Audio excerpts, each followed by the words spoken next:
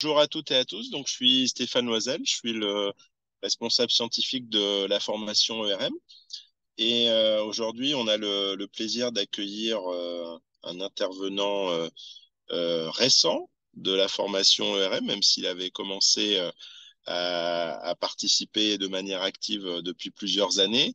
Il s'agit d'Anani Olympio de CNP Assurance. Qui est depuis peu chargé maintenant de deux séances dans la partie qu'on pourrait qualifier de gestion des risques émergents de la formation. Notamment, on bénéficie de son expertise assez unique en France sur le lien entre ERM et prospective stratégique. Dans le cadre de l'enterprise risk management, vous savez qu'on doit conjuguer les risques à la fois sur le temps court et sur le temps long pour toutes les parties prenantes. Et de ce point de vue, l'intervention d'Anani dans notre formation est particulièrement pertinente, d'autant plus qu'on a de plus en plus de risques émergents sur le temps long, que ce soit bien sûr le changement climatique, la digitalisation, même s'il y a un temps court aussi, et puis d'autres risques géostratégiques ou géopolitiques, pour en citer que quelques-uns. Donc on va d'abord écouter Anani, et puis ensuite je ferai un très court lien avec la formation, et puis on pourra poser des questions. Donc n'hésitez pas à poser vos questions dans le chat au fur et à mesure de la présentation. Et puis, on aura donc les réponses d'Anani sur la fin. Voilà, je vous souhaite un bon webinaire et Anani, la parole est à toi. Merci Stéphane. Bonjour à tous et à toutes. Très heureux de partager ce moment qui va être assez rapide, hein. L'idée, c'est de pouvoir aller donner des éléments, en tout cas de contexte, par rapport à ce qu'on va, j'espère, qu'on pourra échanger lors de ces deux séances.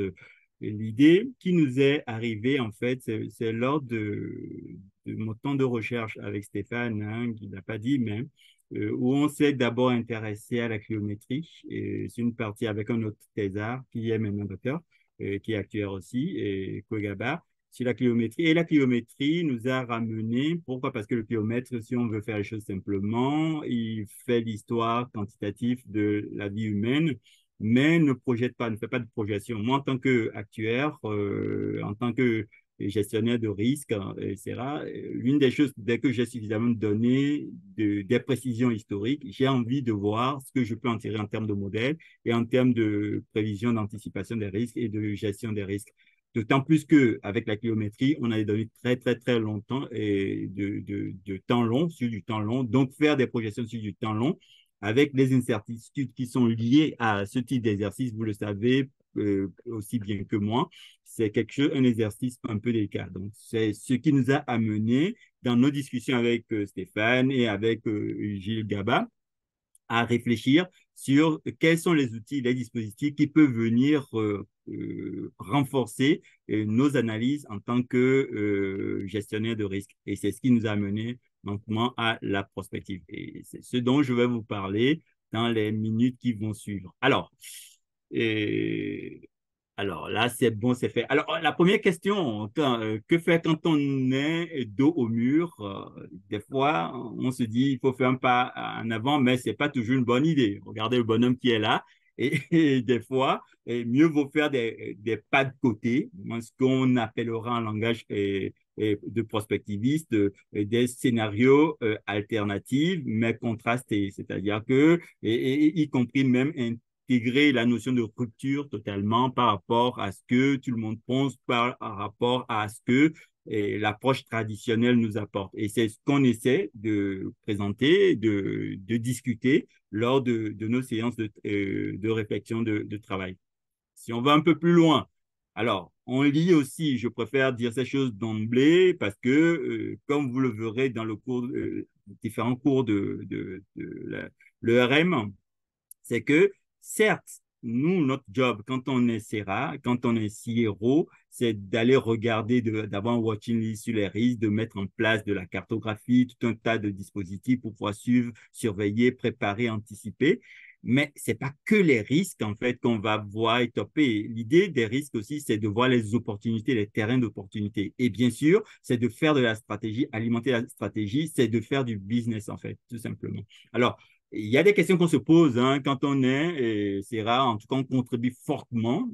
Vous verrez, j'ai mis 5 catégories de questionnaires, en fait, à avoir à la fois sur les acteurs. Quand je parle des acteurs, c'est les concurrents, par exemple. Hein, et on va se poser la question, par exemple, quand on est dans le domaine du secteur financier, je pense que c'est le secteur de nous tous, c'est comment est-ce que le paysage des services financiers se comporte, hein, et quels sont les développements stratégiques et les acteurs qui se lancent, les nouveaux acteurs qui se lancent sur notre activité et comment pouvoir se préparer au mieux. Vous voyez? Donc, je ne veux pas lire toutes les questions, c'est vous donner quelques éléments de questions. Si on va, par exemple, autour des consommateurs, les clients, les partenaires, et bien sûr, on va faire des analyses de comportement et on verra très bien que le comportement de quelqu'un peut évoluer vraiment dans le temps. Donc, et puis, dans des situations, des contextes, des éléments de contexte, le comportement peut être ça peut être complètement irrationnel, en tout cas jugé irrationnel, mais il y a parfois, et des études nous le montrent, hein, notamment Kahneman et Tversky, que même dans ce qu'on pense être irrationnel, il y a une certaine rationalité dans cette irrationalité. Donc, c'est des choses qu'on va essayer de trouver, de chercher, de creuser. Je continue.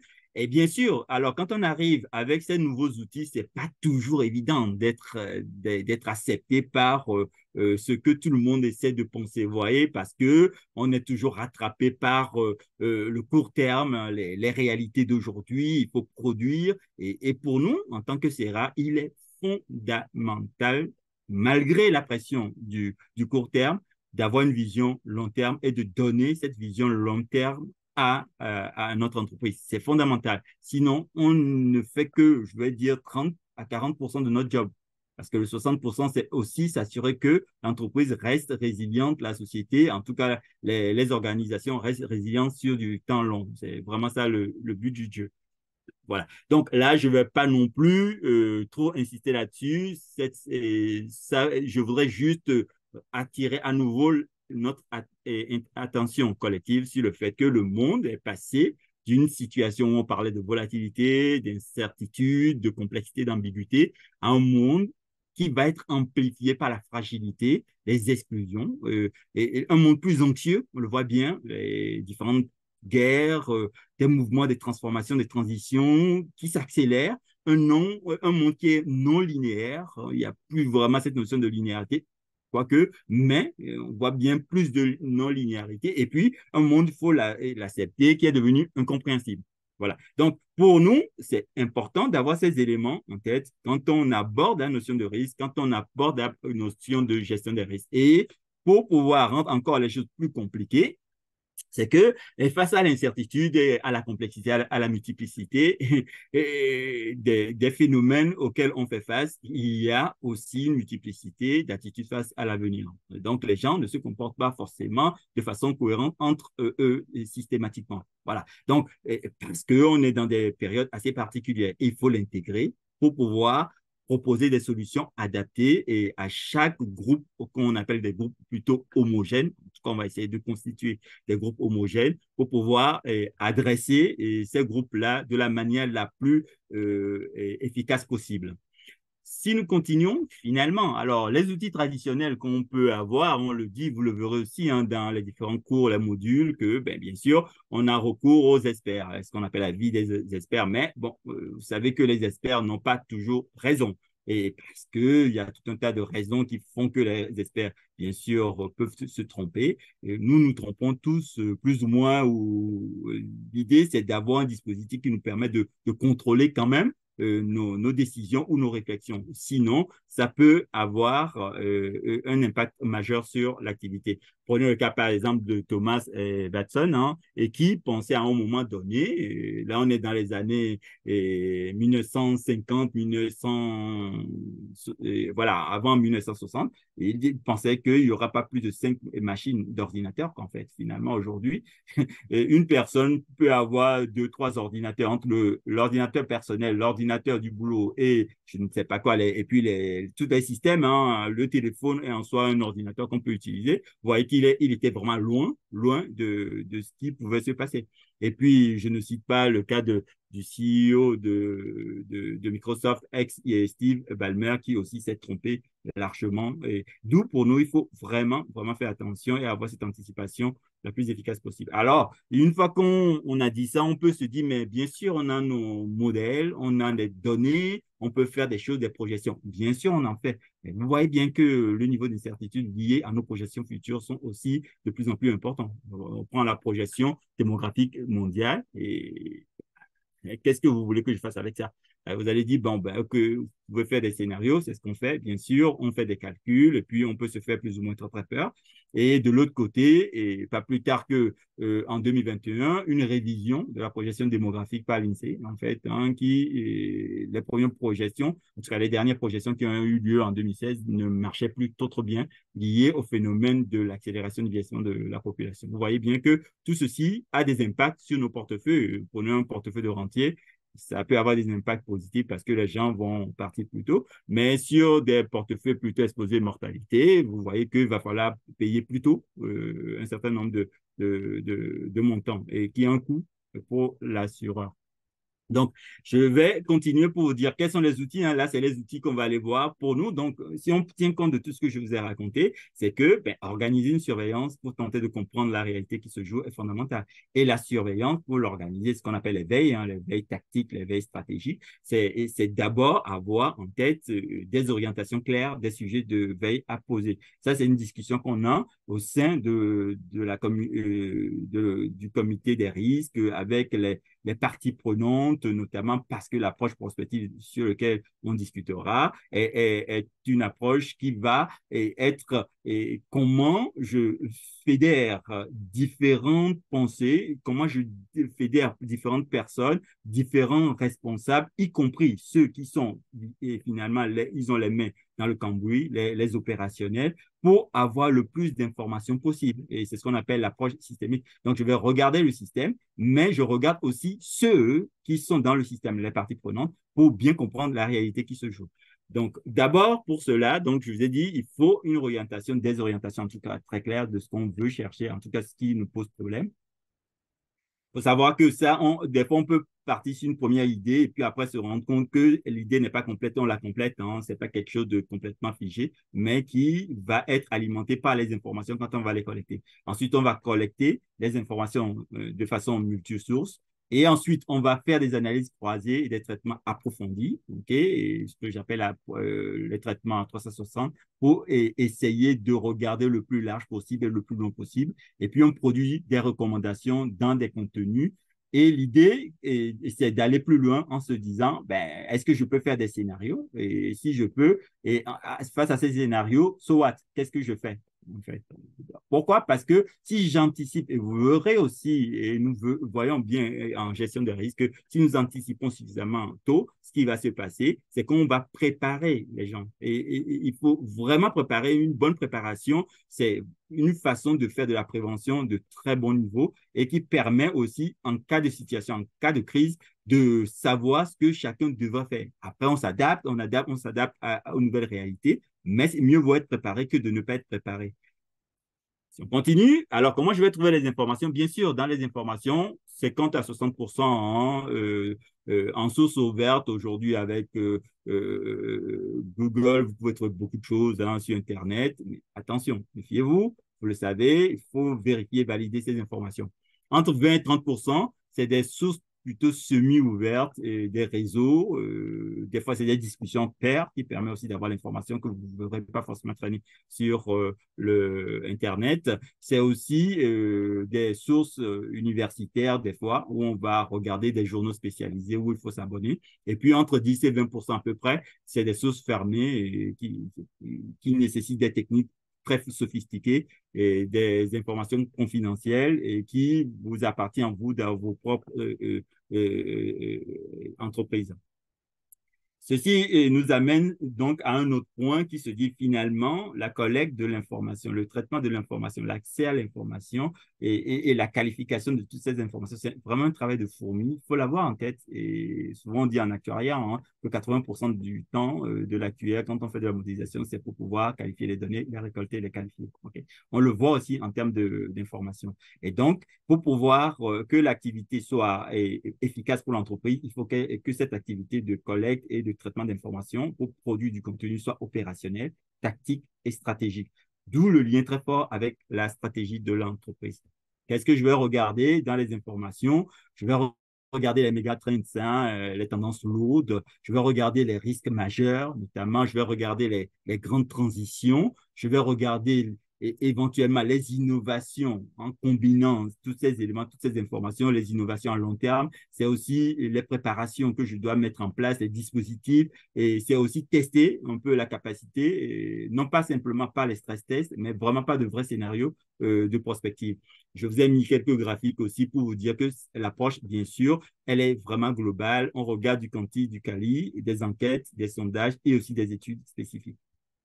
Si on continue, bien sûr, ce qu'on va regarder, c'est différents domaines hein, pour toujours renforcer le point. Donc, il y a le domaine politique où on va avoir des éléments de veille pour aller regarder les informations économiques, socioculturelles. Je mets dans socioculturel, je rajoute la démographie parce que la démographie nous donne beaucoup d'informations sur les évolutions des sociétés. Et c'est important de regarder, d'autant plus qu'en actuariat, c'est un point qu'on regarde. La technologie, dans la technologie, j'englobe aussi toute la partie scientifique. La recherche scientifique nous permet de voir des percées hein, et d'anticiper. La partie environnementale, on peut y introduire tout ce qui est biodiversité, changement climatique et tout ce qui est autour. Et puis, toute la partie législative et réglementaire qu'il faut surveiller aussi. Vous voyez? Donc, tout ceci va faire une matrice, une sorte de présentation globale qui nous permet de nous projeter sur du court, moyen, long terme, tout simplement. Là, je vous ai donné une illustration hein, sur des sujets comme l'urbanisation. Si on part de la gauche vers la droite, l'urbanisation croissante et les mégacités, c'est des éléments qui sont ressortis des veilles, des travaux qui ont été réalisés par différentes entités, etc. Si on continue, je dois être capable aussi de classer ces différentes informations dans ce que j'appelle la matrice degré d'incertitude croisée à l'impact. Et c'est ça qui me permettra de dire où est-ce que j'ai des ruptures critiques. Vous voyez, c'est tout en haut à droite et de ma matrice. Et puis, les éléments de toile de fond secondaire, c'est ceux qui sont plutôt en bas à gauche. Et puis, toutes les informations qui vont constituer des germes de changement, je le vois plutôt un peu plus en bas. Et puis, les tendances lourdes, c'est ce qui est plutôt à gauche et en haut de ma matrice. Et c'est bien de les qualifier. Il faut avoir des outils. On va les regarder aussi hein, rapidement lors de la formation. Comment on classifie ces informations, c'est nécessaire pour les prises de décision éclairées. Puis, bien sûr, là, celui qui va collecter les informations doit être conscient d'un certain nombre de choses. Et ce qui nous intéresse, bon, les no-nos, les no-on-knows, les on-no-on-knows, c'est des choses qu'on connaît. Et c'est Donald Rumsfeld qui s'est appuyé sur la fenêtre de Johari pour pouvoir formuler ça à un moment donné pour le vulgariser. Mais ce qui est intéressant et très important, il faudrait ne pas oublier, c'est les on-no-knows. Ça veut dire que moi, en tant qu'analyste, par exemple, je regarde, je surveille un marché, tout le monde le sait, mais moi, je ne sais pas. Et ça peut être lié à mes biais, à moi, à mon aveuglement. C'est pour cela qu'on ne travaille jamais seul. On travaille en écosystème, on discute, on regarde, on essaie de challenger aussi ce que nous avons, notre vision du monde par rapport aux visions du monde des autres. C'est ça qui nous permet un peu de casser, de limiter et de réduire ce risque qui est fondamental en termes de gestion de risque. En fait. Voilà. Donc ici, bien sûr, la partie géopolitique. En faisant tout ce travail, ces analyses, on arrive à faire des cartographies, une des présentations ici, c'est un travail qu'on a fait avec Futurip et tout le réseau en fait de prospectivistes en France et qui donne en fait les ruptures mondiales à horizon 2050 en fait. Vous voyez bien que le conflit entre Israël et l'Iran, on l'avait classé et dans des risques qui pouvaient advenir, en tout cas entre 2000, on l'avait fait en 2021, 2022 et 2025. on est en plein conflit, en fait, tout simplement. Voilà. Donc, on a mis un certain nombre d'informations ici que je vous partagerai quand on sera dans la formation, qui montrent qu'on peut essayer d'envisager. Okay? Et l'exercice de la prospective, ce n'est pas de la prédiction que je fais, en fait. Il faut le dire, on n'est pas là pour faire de la prédiction. On est là pour anticiper au mieux, pour se faire une idée de ce que va être la réalité dans du long terme et surtout comment on les applique sur du très court terme. Je vais finir en donnant un autre exemple de ce qu'on a fait. Nous, vous le trouverez dans le cahier de la prospective de CNP Assurance, en fait, le cahier de 2000, réalisé en 2022, où on a travaillé sur les risques émergents. Et ces risques émergents, un certain nombre, c'est une cartographie qu'on a établie avec des éléments très importants, très structurants. Vous le verrez dans le cahier. Et on reviendra là-dessus, comment on l'a construit, quelle est la démarche et comment ça nourrit, alimente une direction des risques et le CRO et le comité stratégie et le conseil d'administration pour les prises de décision. Je finirai donc en disant que bien sûr, tout ceci nous amène à pouvoir poser des hypothèses et essayer d'encadrer, parce que la prospective, l'autre aspect de la prospective, c'est d'encadrer les incertitudes. On ne dit pas qu'on va forcément tout résoudre, mais on les encadre au mieux et en posant des scénarios, différents scénarios, des tendanciels, des scénarios de référence, des scénarios d'encadrement un peu qui fait évoluer les situations et puis des scénarios de rupture. Et ensuite, pour prendre des décisions, alors, c'est quelque chose que je montre souvent quand je présente, c'est important de dire qu'il y a des situations où, finalement, le monde, leurs problèmes sont simples. Donc, catégoriser nous suffit largement pour pouvoir prendre des décisions. Quand ça devient un peu plus compliqué, les situations deviennent plus compliquées, il faut faire de l'analyse. Et quand les situations sont complexes, il faut sonder de façon itérative. Et puis, quand on est dans le chaos, dans des crises majeures, là, il faut agir. Et pour bien agir, c'est bien d'avoir anticipé, d'avoir préparé les gens, d'avoir fait des scénarios, même des pires cas, hein, des worst cases, en fait, pour s'assurer qu'on a les éléments pour démarrer quelque chose et s'adapter au fur et à mesure.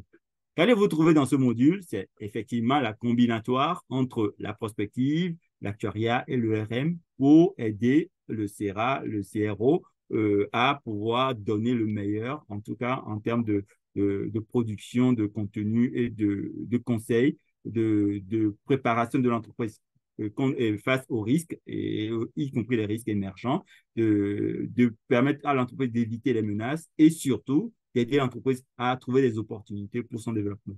Voilà à peu près les différents points que je voudrais partager avec vous concernant le module que j'aurai le plaisir de partager pour les auditeurs de l'année à venir.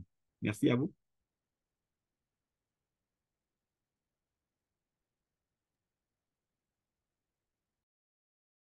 Ok, merci beaucoup, Annie. Euh, je voulais juste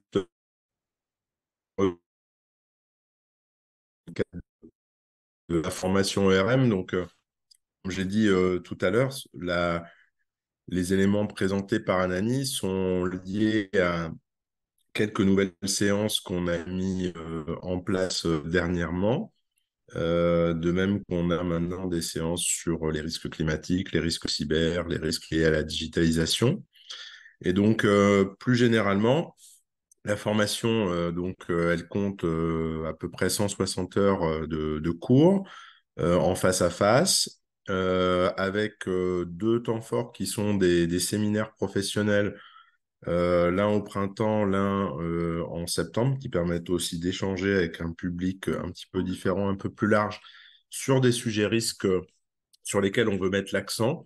Soit en fonction de l'actualité, et on n'a pas manqué de nouveaux risques et de surprises ces dernières années, soit sur des thématiques qui nous semblent importantes. La formation s'adresse aux personnes qui sont actuaires ou qui ont travaillé dans les métiers du risque depuis quelques années. Elle commence en janvier, elle se termine en novembre. Et il est possible encore de s'inscrire pour l'année prochaine, puisque la prochaine session commence en janvier 2024. Donc, c'est une formation qui dure depuis 2009. Il y a entre 15 et 20 participants à peu près chaque année en moyenne. Et cette formation permet aux actuaires certifiés de recevoir, en plus du diplôme du certificat qui est reçu par tous les participants en cas de réussite, de recevoir le titre CERA, Certified Enterprise Risk Analyst, qui est un titre maintenant partagé entre de nombreuses associations actuarielles. Je faisais plutôt aujourd'hui un exposé dans la conférence CERA Vision. Ça a permis de voir qu'il y avait maintenant, je crois, plus de 8000 actuaires, enfin plus de 8000 CERA, et que à peu près 10% des actuaires dans le monde étaient maintenant CERA. Donc c'est vraiment une formation dans l'air du temps avec, je pense, des aspects un petit peu pionniers par rapport aux autres formations CERA dans le monde, puisque on discutait ce matin de l'opportunité d'ajouter dans le syllabus CERA des séances sur le changement climatique. Et nous, ça fait maintenant quelque temps qu'on a inclus ces sujets dans notre formation. Alors, si vous avez plus de questions sur la formation, n'hésitez pas à me contacter ou à contacter l'Institut du Risk Management.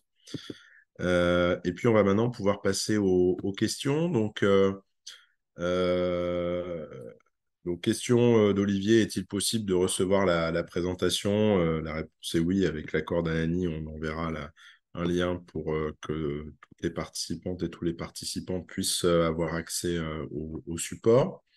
Et puis, question de Joshua pour Anani, comment se déroule un processus de prospective stratégique chez vous? Ah, Anani, tu es en mute. Merci Joshua pour la réponse. Bon, alors, la boutade, c'est de dire, mais viens à la formation, comme ça je pourrais vous expliquer comment ça se passe. Mais en réalité, pour donner deux ou trois mots, hein, c'est que c'est un dispositif qu'on met en place et ça prend un peu de temps. C'est en 2019 que j'ai créé le département en combinant à la fois la recherche avec la création d'une chaire hein, d'excellence qui s'appelle Chaire Dialogue et la prospective stratégique. L'idée, c'est de combiner les deux approches parce qu'il me semble que faire de la recherche et regarder les choses de façon la plus pointue possible, y compris avec la recherche académique, permet d'alimenter des questions qu'on peut se poser d'un point de vue prospectif. Donc, le dispositif, c'est d'abord créer un réseau en interne. C'est aussi avoir des ressources, hein, par exemple des analystes hein, qui font de la veille et de la surveillance. C'est aussi produire du contenu, des analyses et c'est se doter d'outils efficaces. Je vous présenterai quelques outils, en fait, lors de la formation. Voilà. Donc, et puis, un lien très fort avec le COMEX et le conseil d'administration.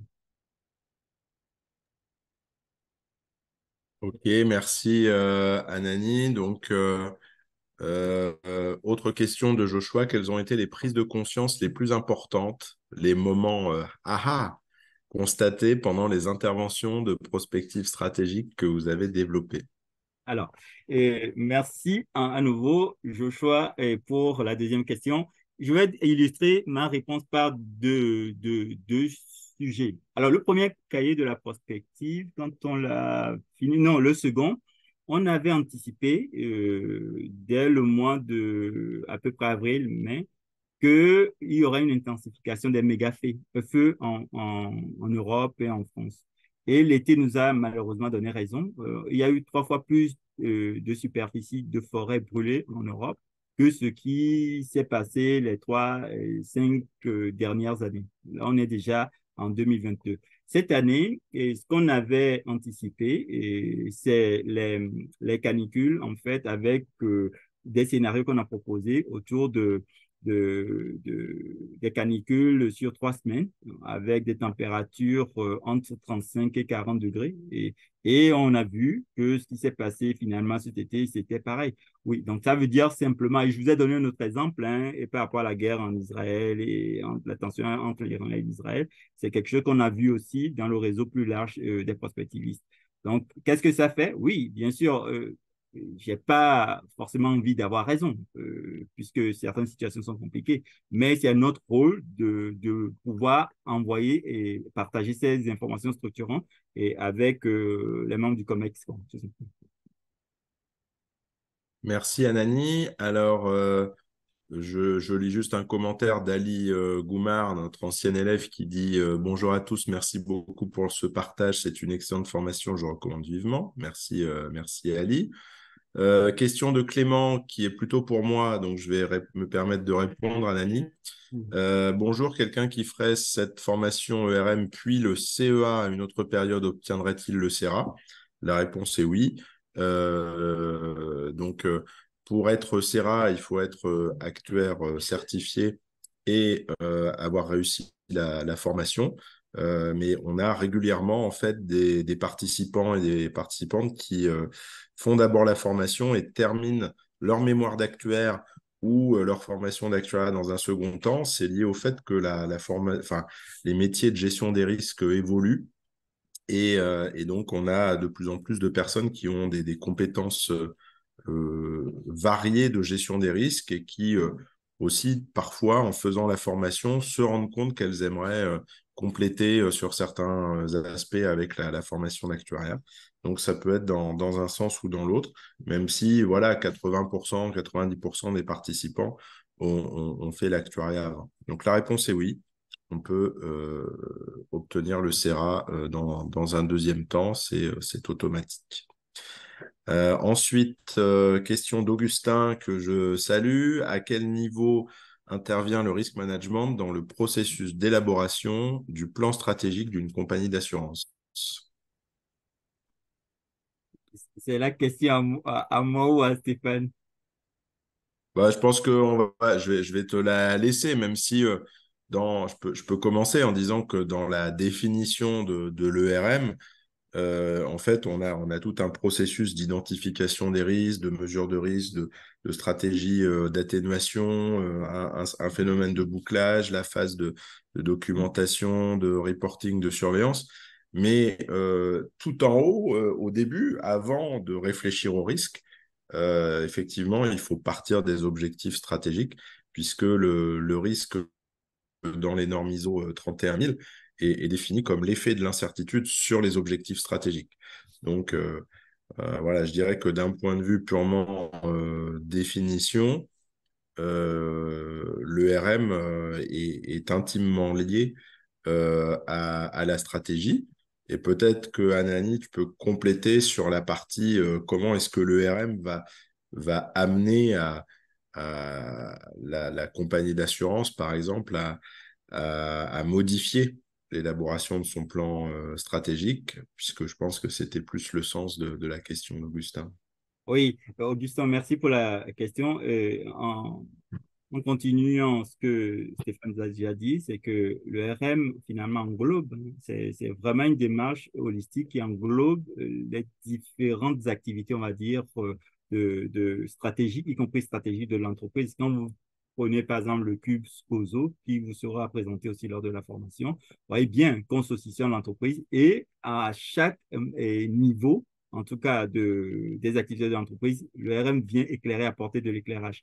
La prospective qui vient renforcer aujourd'hui notre dispositif qu'on enseigne, qui est quand même assez inédit dans le monde, en fait, nous permet aussi d'anticiper sur du temps long, en fait. En général, nos plans stratégiques, c'est quoi? C'est 3, 5 ans, hein, et souvent plus 3 ans aujourd'hui que 5 ans, voire certains sont sur juste une année.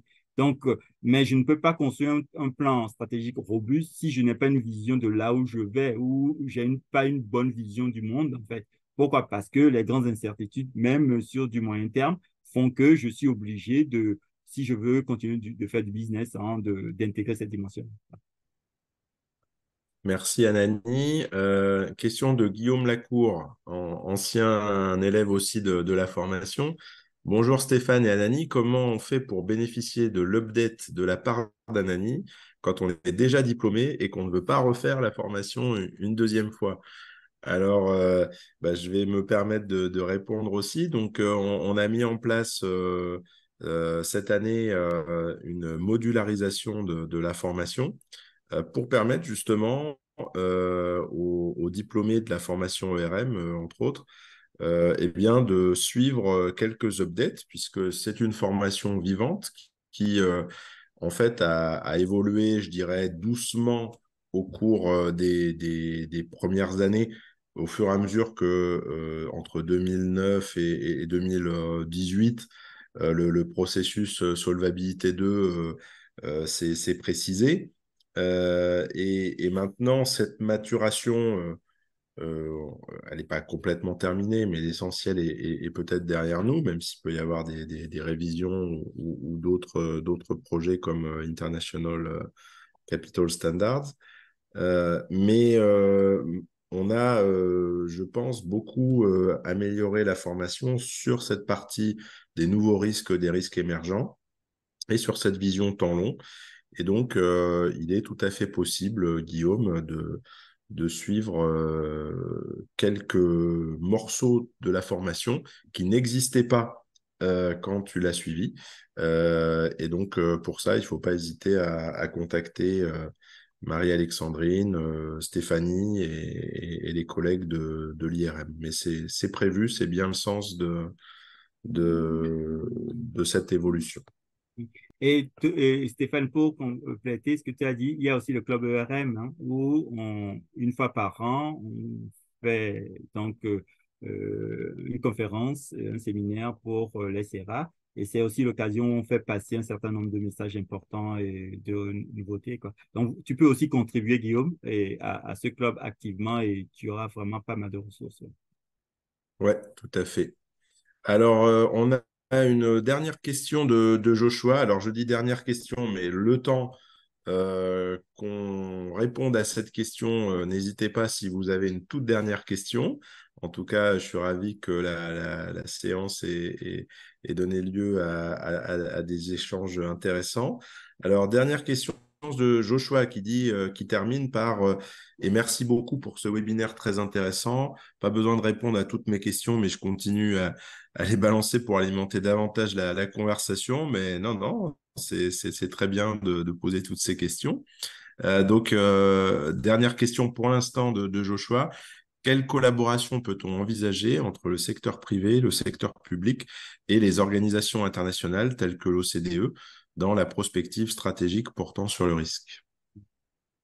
Alors, je pense que la question me revient, Stéphane. Et quoique, même si j'ai envie que tu répondes un tout petit peu pour avoir ton point de vue là-dessus, mais Joshua, c'est l'une des recommandations les plus importantes qu'on a dans le dernier cahier de la prospective où on a adressé la question qui est et quel rôle social de l'assurance d'ici à 2040, en fait. Et la question, on le voit bien, qu'on est dans des moments où la notion de coalition, et quand je parle de coalition, et d'écosystème devient important. Parce qu'il y a certains risques, y compris les risques systémiques, ce n'est pas que le privé ou que l'État qui est capable de pouvoir gérer ça, ou les organismes. Donc, le fait de pouvoir disposer d'un écosystème robuste, de pouvoir essayer de faire discuter différents secteurs qui ne discutaient pas forcément entre eux est fondamental dans l'approche prospective. Hein, et par construction, la prospective est une approche qui englobe, qui milite beaucoup pour le travail collectif, quoi, tout simplement. Voilà. Ouais, je suis tout à fait d'accord. Pour compléter, je pense que sur de nombreux sujets, en fait, il y a beaucoup de choses à faire, notamment avec des projets qui peuvent être cofinancés, que ce soit par des organismes internationaux, la Banque mondiale, la Banque du développement, l'OCDE, etc., y compris pour implémenter tout ça dans des pays en voie de développement pour lesquels eh bien, on est encore moins que chez nous en monde stationnaire. C'est-à-dire que nous, on voit déjà que pour nous, le monde stationnaire n'existe pas. Les risques changent au cours du temps et il faut avoir cette vision long terme en complément de la vision court terme. Et eh bien, il en est de même dans tous les pays. Et actuellement, sur certains sujets, comme par exemple l'impact du changement climatique ou sur des aspects de ce qu'on appelle en anglais social insurance, eh bien, on est sur le point avec des collègues de Liverpool, de Lausanne, de Copenhague, de monter des projets de recherche et de recherche à impact avec l'Organisation internationale du travail, qui dépend de l'ONU, et en partenariat avec quelques entreprises pour essayer de s'attaquer à certains de ces défis. Et ce qu'on voit, c'est que finalement, nous, pour la partie secteur public qui concerne l'enseignement supérieur et la recherche, eh bien, on a beaucoup, je pense, d'idées. On est peut-être assez au fait de ce qui se passe en termes d'évolution technologique, recherche. Mais on n'a aucune idée de comment avoir de l'impact. Et des organisations comme le Bureau international du travail, comme l'OCDE ou d'autres, eh bien, ont une politique tournée vers l'impact, savent très bien faire, mais ont peut-être moins le temps que nous de se mettre à jour des dernières évolutions, que ce soit sur les technologies de data science, que ce soit sur les nouvelles façons d'aborder certains risques émergents. Et c'est là que, en conjuguant ces expériences avec quelques entreprises du secteur privé qui peuvent jouer le rôle de pilote et de relais d'implémentation, eh bien, on peut essayer d'expérimenter des solutions et d'améliorer la société en même temps. Donc, si ça vous intéresse, ravi d'en discuter un petit peu plus tard. En plus, je signale Euh, que Joshua est un prospectiviste chevronné, en fait. Je le connais bien. Salut, Joshua. Euh, ensuite, une question d'Augustin et une question de Benoît qui sont un petit peu similaires. Question d'Augustin, peut-on faire la formation à distance? Question de Benoît, dans quelle mesure peut-on suivre cette formation depuis l'étranger, notamment s'il est difficile de venir à Paris? Et puis, il y a une deuxième question, quelle différence avec la formation SERA proposée par la FOE britannique?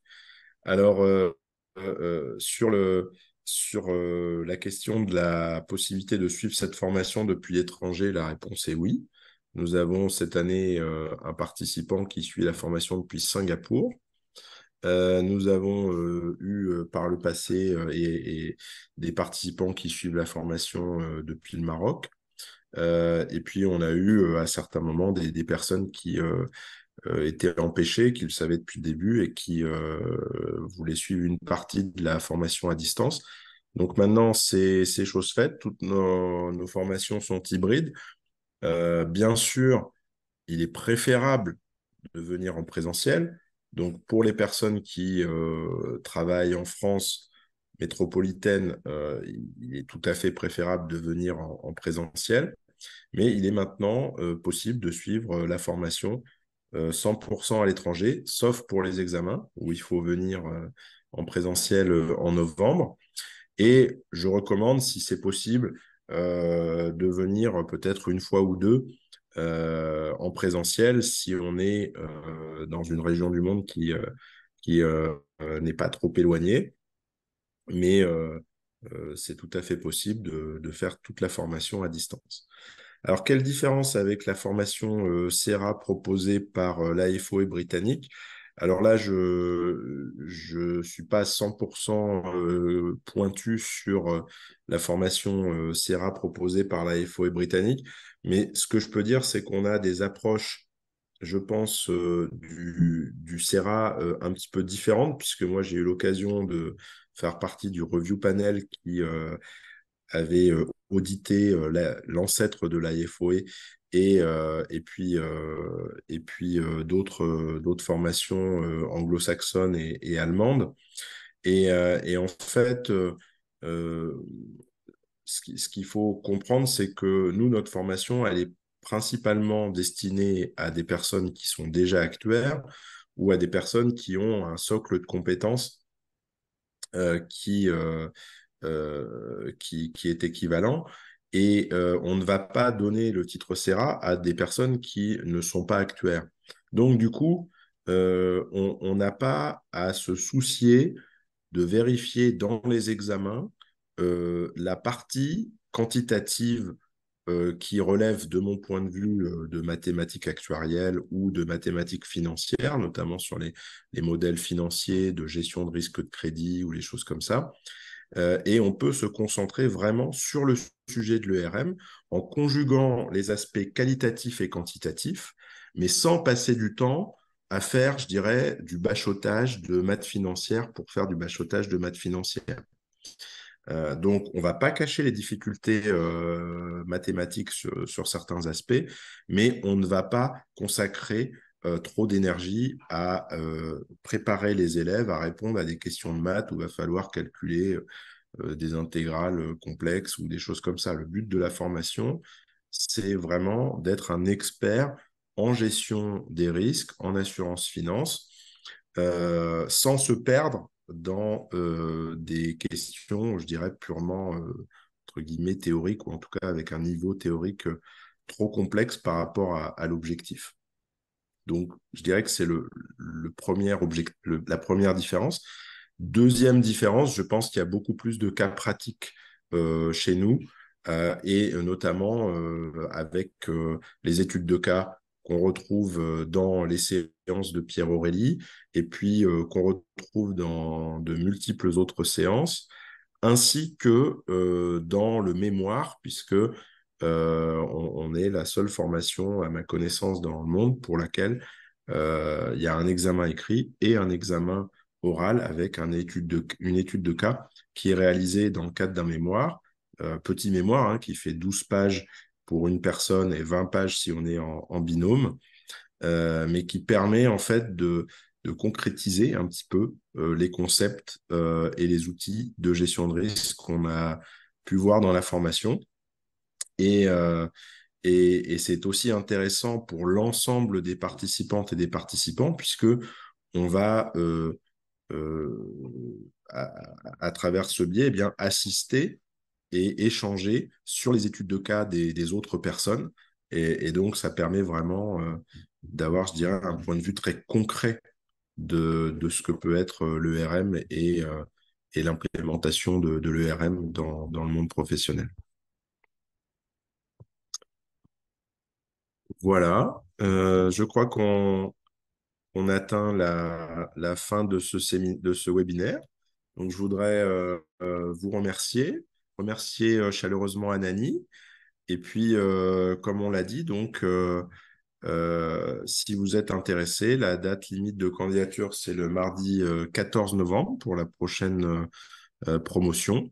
Et vous avez ici à l'écran les différents contacts pour prendre plus d'informations. Vous pouvez très bien aussi envoyer un email pour indiquer que vous pourriez être intéressé. C'est totalement sans engagement et ça permet ensuite d'échanger librement avec le secrétariat ou avec la direction pédagogique si jamais vous avez des questions plus d'ordre pédagogique sur la formation. Voilà, merci beaucoup. Merci Anani. Merci à vous. C'est la fin de ce webinaire. Merci d'y avoir participé.